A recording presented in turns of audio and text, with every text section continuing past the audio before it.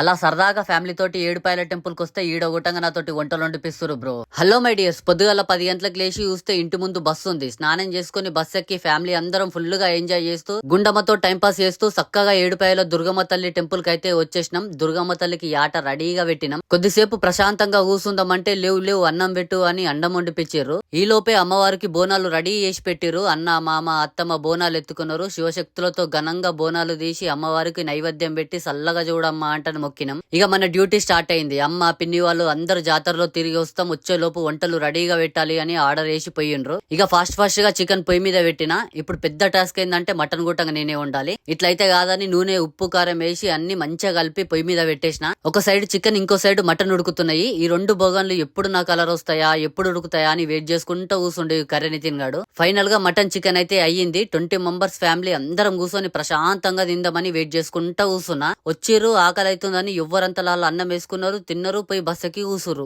ఇక నేను ఆగమైన అటు ఇటు పోయి అట్లుంటది మా ఫ్యామిలీ తోటి. మరి సరే మరి ఉంటా, బాయ్ బాయ్.